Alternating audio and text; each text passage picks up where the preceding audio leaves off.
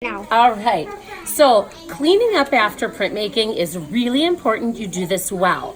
Turn the water on gently. If you turn it on high, it's going to spray everywhere. Use a sponge, and with your work under the water, or your brayer under the water, you're just gently wiping. You may see some staining.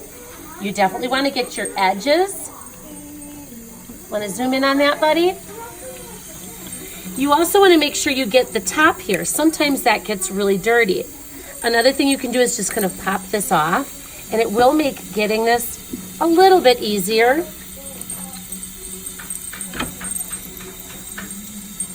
Now I can see there's no wet ink on my brayer, so this is good to go. To pop it back in, you just make sure you're watching through the video, bud.